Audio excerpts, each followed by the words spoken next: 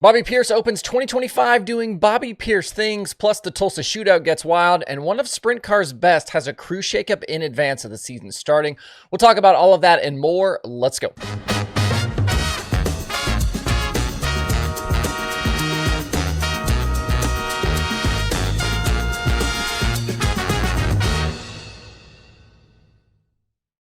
It's Sunday, January 5th. I'm Justin Fiedler. This is DIRTRACKR Daily presented by Kubota Genuine Parts.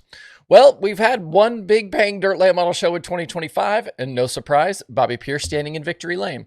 The opening night of the Wild West Shootout saw Pierce get by early leader Garrett Alberson with 20 to go and drive on to the $25,000 win. Alberson had to settle for second, and Brandon Shepard went 8th to 3rd. Pierce won 4 of 6 main events at Vado in 2024 and is clearly not slowing down. And I saw in Dirt on Dirt that Pierce has won 7 times in his last 10 starts at the New Mexico racetrack. 47 cars signed in for night one. Nice field. Definitely some quality there. Cade Dillard topped Dustin Sorensen for the night's modified win, and Rob Mosley was the X-Mod winner. They'll do it all over again today with $10,000 going to the late model winner. Across the country at Talladega, Sam Seawright dominated the 50-lap Ice Bowl from the pole to score the $7,500 win. Josh Putnam and Todd Morrow joined him on the podium. Up next for Dirt Late Models in the South is a $5,000 to win show at I-75 on January 11th.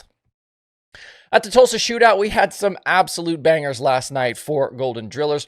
Brent Cruz started off the night scoring the win in stock non-wing battling with Ken and McIntosh. It's hard to believe that he is still as young as he is. It seems like he's been everywhere for the last couple of years. The younger division drillers went to Brexton Bush in junior sprint and Hayden Hansen in restricted A-class. Hansen is the 4th female driver to score a restricted win, with the last being Jade Avedissian in 2020. In Winged Outlaw, Kyle Larson started on the pole, held off a trio of challengers late in TJ Smith, Dazen Persley, and Emerson Axum to score his first driller of the night. Young Money bagged a second driller in Winged A-class thanks to drama out front.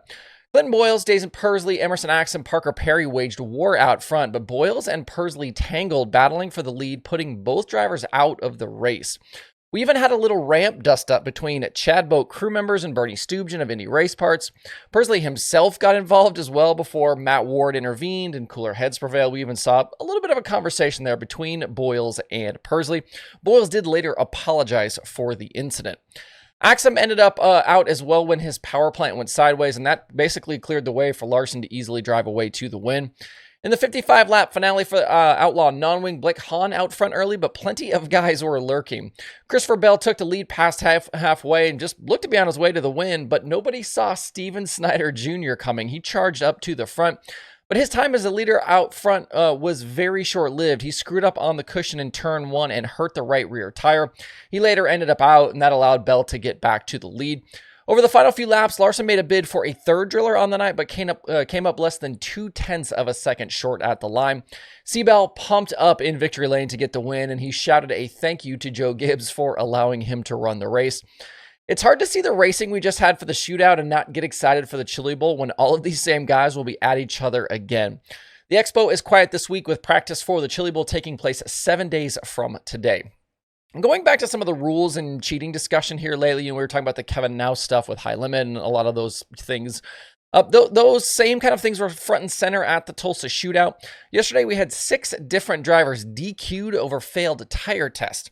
And that included 3 junior sprint drivers, plus Daniel Schaefer, Jet Nunley, and Sean Whitney in the bigger classes. We also saw footage of engines being tore down post-race, literally right in front of the entire building and the Flow Racing cameras. If you want rules enforcement and transparency, let me introduce you to the Tulsa Shootout. Matt Ward and Cody Cordell not screwing around here.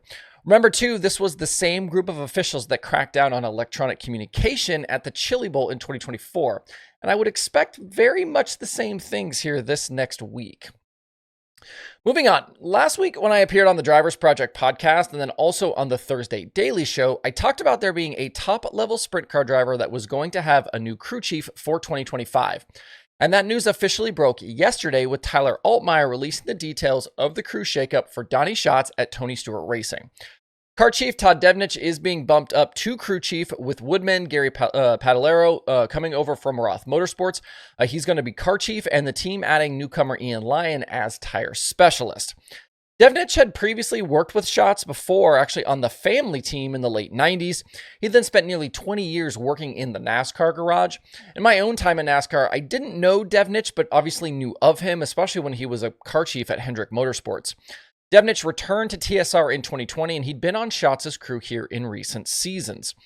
Woodman moves over from Roth following the departure of James McFadden, with that team's plans still unknown, and Lyon comes in from working on Don Stroud Jr.'s cars in the Midwest. These changes obviously mean the departure of previous crew chief Steve Swenson, who most know as Scuba, plus tire specialist Dawson Heidritter. We've talked plenty here on the show in the past about Schatz's decline and the thoughts kind of behind it. That includes, the obvious departure of Ricky Warner after the 2018 season, and then the Ford engine program and its development here through the years. Schatz last won a World of Outlaws championship in 2018, and the closest he came with Swenson as crew chief was the 2019 season when he won 11 races and finished second to Brad Sweet. Since then, it's been a steady decline. There's no other way to look at it. 2023 seemed to be the worst of it. An average finished worse than 9th and his lowest Outlaw championship result since 2002. There were bright spots along the way, though, that included the Knoxville National score in 2022 and the Kings Royal win in 2023. But no real championship contending season since 2019 and no double-digit win years. If we're just looking at performance, though, this does seem to be a bit of a surprising change now because the TSR 15 was better in 2024. Way more top 5s and top 10s, a third-place points finish, and a nearly 3-position gain in average finish for the season over 2023. If you might remember back to early 2024, we did a daily show spotlighting Schatz's team using a data acquisition system during practice at DIRTRACKR Nationals. So efforts were being made, in a significant way for this team to find speed. And whatever they were doing, it did seem to work.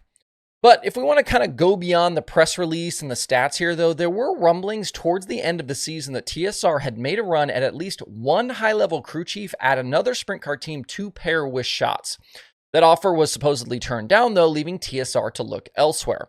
In recent weeks, I've had multiple sources tell me that TSR wanted to bump Scuba down to car chief and promote Devnich, but Scuba declined, instead choosing to leave the team completely.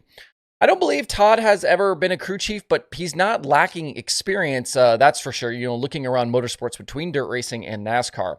And he knows Schatz, having been around him for so long, so it's not like he doesn't know what to expect and who he's working with. We'll see if this reworked crew can help Schatz bring the fight to those guys out front, like David Gravel, like Carson Macedo. You're probably going to see Buddy Kofoid in the mix for that outlaw battle. As for Scuba, no word on if he'll end up somewhere else in the sport. You'd have to think he'd be a good pickup for somebody.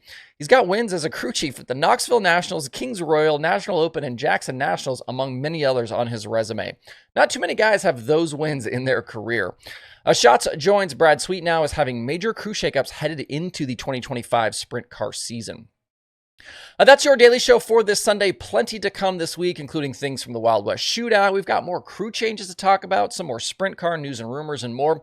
So don't go anywhere. Hope you enjoy the rest of your day out there. We'll see you right back here tomorrow.